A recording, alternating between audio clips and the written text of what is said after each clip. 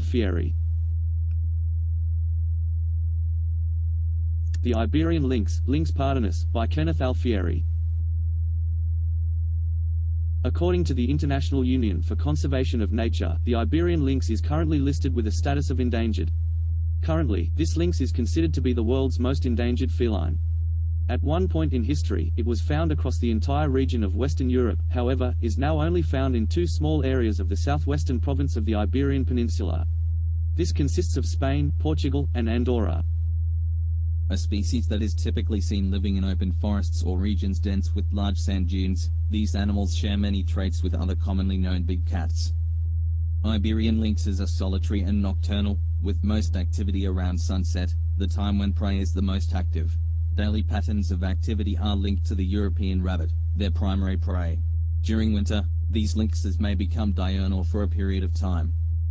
Adult males and females live in territories that overlap, and both genders will defend their territories against conspecifics of the same gender. It is of medium size and is smaller than the similar Eurasian lynx, which also has a characteristically bobbed tail, a spotted coat, long legs and a muscular body. Its relatively short, coarse coat is tawny to bright yellowish red, with black or brown spots and white underparts. Males are larger than females, both having prominent whiskers, a characteristic beard encircling their face and distinctive black ear tufts. The remains of an Iberian lynx specimen which lived 1.6 million years ago, the oldest ever discovered, were found resting in a cave in Barcelona, Spain. This discovery not only allows us to shed light on the origins of one of the world's most endangered feline species, but it also means that the emergence of this species on the Iberian Peninsula dates back 500,000 years earlier than what was originally believed. In the early 19th century, the Iberian lynx was found in Spain, Portugal, and southern France. It declined steadily during the 20th century, and at the beginning of the 2000s only 2 isolated breeding populations remained in the world, located in southern Spain, and totaling about 100 adult animals, with only 25 breeding females. But after joint efforts of the Spanish national and regional administrations, different NGOs, like WWF, and the European Union, via the LIFE projects, the species has recovered from the brink of extinction. UKIN's assessment in 2015 has downgraded the Iberian lynx to endangered, due to the increase in mature individuals from 2002. The 2014 census shows 327 individuals in the strongholds of the species in Andalusia, and since the summer of 2014 around 50 lynxes have been introduced in the Life Islands reintroduction areas, Sierra Morena and Montes de Toledo in Castilla-La Mancha, Spain, the Matichil Valley in Extremadura, Spain, and Guadiana Valley in Portugal. The reintroduced lynxes come from the Iberian Lynx ex situ conservation program, which is still running and contributing to the future of this endangered species. 53 cubs were born in 2015. And the latest 2015 census shows 404 adult lynxes. The Iberian lynx numbers were decimated by rapid habitat loss, with scrublands converted to agriculture and pine and eucalyptus plantations. Human development such as dams, highways and railways also encroached on their native habitat. While losing their habitat, humans were also overhunting the cat's main prey species, the European rabbit. When a disease called myxomatosis struck the remaining rabbits, the cat population dropped dramatically. The situation of the Iberian lynx was so grave that it was the only felid species in which the costly and risky process of captive breeding and reintroduction was essential. The lynx is threatened by the collapse of its main prey, the European rabbit, whose population now numbers only about 5% of 1950 levels due mainly to the introduction of exotic diseases. In 2013 a new variant of rabbit hemorrhagic disease arrived in Spain, and by early 2014, 80 to 90% of the rabbits on the Iberian Peninsula had been wiped out. The construction of high-speed roads and highways, splitting up the lynx habitat, is another of the main threats for this wild cat. 2014 was a black year. 22 animals died under the wheels of a car. A very high number, given the small population of the species. After a WWF campaign, the Spanish national and regional authorities are starting to take preventive measures on the roads. Ironically, in the past the species was regarded both as an attractive hunting trophy and as a vermin. Hunters prized its valuable fur and its meat, and although some landowners appreciate its tendency to keep fox and rabbit numbers down, most perceive it as a threat to their game populations. These animals are frequently illegally hunted or caught in traps meant for other animals. The use of leg-hold traps and snares as methods for controlling game predators is forbidden by national and European laws since 1991. In Spain, since then, such non-selective methods have been allowed for that purpose by some regional administrations every year, making use of an exceptionality clause in the Spanish legislation.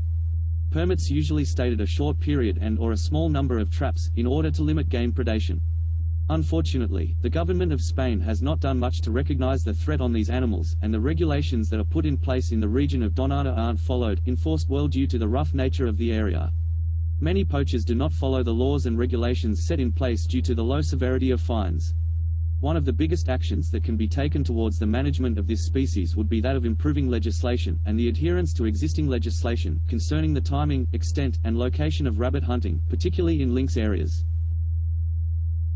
The Spanish government themselves do not have much on the conservation efforts in place. The last official update was the production of a €5.5 million breeding center in Zarza de Granadilla. Currently, the effort to manage the population of the Iberian lynx isn't promising, but the IUCN does list many actions being taken to a degree: in-place research, species management plans, land and water protection, and education plans. One of the biggest contributors to the planning of management for these animals are the Large Carnivore Initiative for Europe. They have drawn up a complete management plan that is in the process of being fully enacted. The first of their actions is to develop a trans-regional and national coordination of lynx management formula. With this, they hope to integrate conservation measures into the existing legislation and improve upon the legal coverage to account for all measures of conservation. They would also like to publish these plans for conservation in the official newspapers and magazines of the region, so to bring about public education. The second step is that of habitat protection and restoration. With this comes the defining of a lynx potential area that coincides with the Mediterranean scrubland and includes areas of Portugal. Another part of this is the revision of the European policy of subsidies so that environments habituated by shrubland are not replaced with new industry, while also developing abandoned farmland into suitable habitats for the lynx population. This also means putting tax incentives on the upkeep of the land already native to the Iberian lynx. The third piece of the plan is that of restoring the rabbit population. Restoration of land use practices that promote the livelihood of these rabbits based on scientific grounds would go into effect. This means the revision of agricultural, forestall, and hunting practices found in the region. This also translates to the promotion of sustainable rabbit hunting through the work of game managers. Finally, a big piece of this legislature would be to reduce mortality-inducing causes. With this comes the reinforcement of punishment for those that illegally trap, hunt, and kill these animals or any other in the area that are protected under management acts. Another part of this is the promotion of discussion on predator controllers where groups of interest are all represented. When considering the mortality that results from car accidents, the idea of construction of new roads where the lynx populations exist comes into play as well. When in an unavoidable situation, these roads must have effective passages for wildlife to pass through, as seen to work in many other countries. This organization has many other ideas that are in the works. However, these are a few of the big pieces towards the management of this species. Through the actions of the Spanish government as well as multiple wildlife organizations, successful breeding efforts have brought the population to something that is able to be worked with. From critically endangered to endangered, these animals may soon be gaining a new title of vulnerable if the population keeps rising. The growth rate for these animals is something hard to come by. Many factors, as noted, come into play when concerning the mortality rate of these animals. The biggest factor being that of food availability. The steady growth in population is very reliant on the population of another organism. Unbeknownst of the reliability of this source, the current population growth per year stands at 22.4 individuals per year. I believe that the first and most influential step to population management is that of public education. It seems to me from my research that there aren't very many known effects of what the extermination of this species could hold.